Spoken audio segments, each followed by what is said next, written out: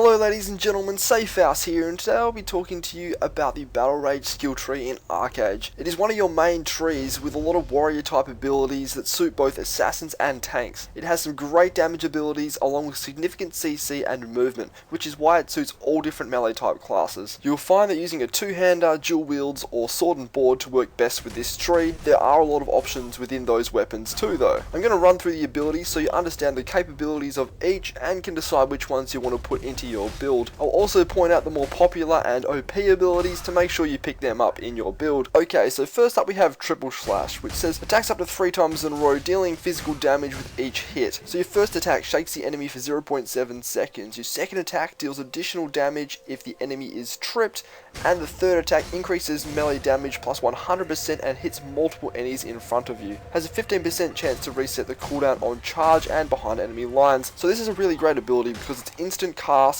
and it doesn't have a cooldown, so you can keep using it over and over. This is really when you don't have any other abilities up, you're going to be using this. It also combos with charge, which I am about to read out to trip the enemy. So instead of an auto attack, you're going to be using this when you don't have cooldowns up. Next up we have Charge, so it's a range of 12 meters, launches a rush toward an enemy that deals physical damage and inflicts a snare for 3.5 seconds. Snare duration reduced by 50% in PvP, can't be used while snared. So if we go back to Triple Slash, you will see that the combo down the bottom there, it says first attack, snared targets are tripped. So your charge snares, and then once you use Triple Slash, it trips them immediately with the first attack. So that's a great combo even just with your first two abilities, and obviously a great gap closer. Next up we have a bit of AoE damage with Whirlwind Slash. Inflicts physical damage on nearby enemies, so this one has some interesting combos as well, also being able to trip targets and increasing trip duration, that kind of things. It isn't a super useful ability in one-on-ones obviously, but it is good AoE damage, especially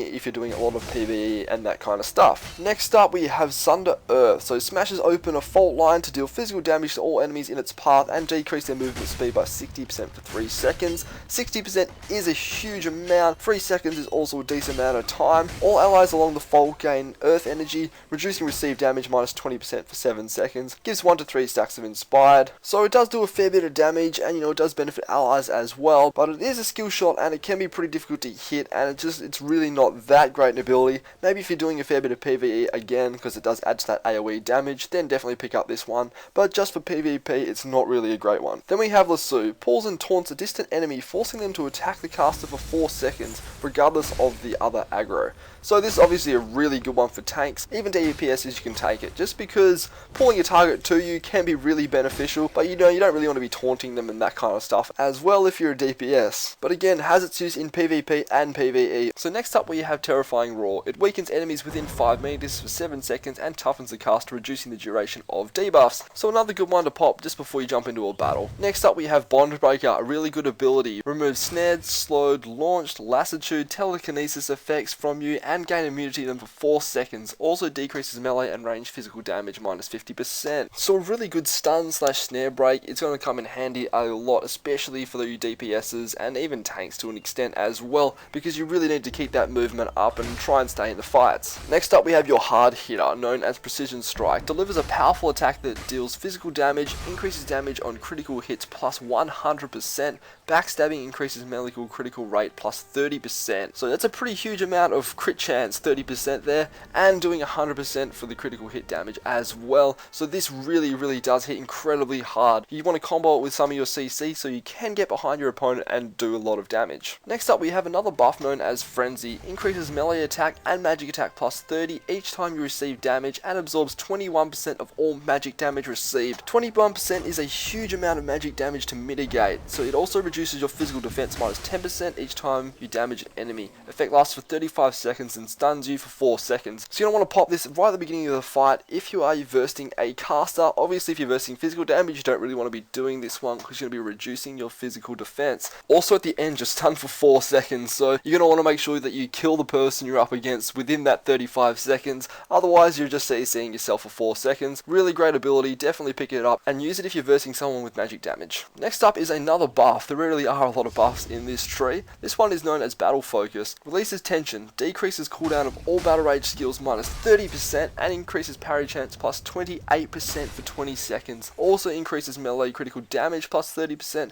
and decreases mana consumption of battle rage skills minus 42%. Doesn't trigger a global cooldown. So that is a huge amount of benefits from one ability. Just the cooldown reduction is huge, and then the crit damage plus 30% is another huge amount. So obviously it lasts 20 seconds, so that's a pretty large amount of time. You're going to want to pop that pretty early on as well, and make sure you get off all your hard hitting abilities while it is up, because it is going to benefit that a lot. And next up we have the best movement ability in this tree, known as Tiger Strike. So launches a rush past the enemy, dealing physical damage. If other enemies are nearby, this can continue up to 5 times. Can't be countered with evasion, block or parry. So it's close to a guaranteed damage because you can't evade it, block it or parry it, and it is a great movement ability, having a 20-meter range, and it can jump from target to target. So if you use it on a bunch of targets that are close together, it is just going to hit all of them and you're going to spin around like crazy. Make sure you use it often because the cooldown is only 18 seconds and it does do a lot of damage. Now I'm just going to run through the passives really quick as well. So first up we have Weapon Maneuvers, increases melee attack plus 5%. Obviously if you're a DPS you're definitely going to want to pick that one up. Next up, Dual Wield Proficiency. When dual wielding, parry deflects ranged attacks as well, which is actually a pretty big deal, and increases melee critical rate plus 8%. Big tip for this one is you get the 8% crit chance whether you are dual wielding or not, so definitely pick up this ability if you are a DPS because you're going to get 8% crit no matter what weapon you are using. Next up we have Attack Speed Training, decreases battle rage skill cooldown minus 10%. If you have the extra skill points, chuck it in, but 10% isn't a huge amount, so I wouldn't worry about that one too much. Next, Deflect and Retaliate, permanently increases parry rate plus 2%.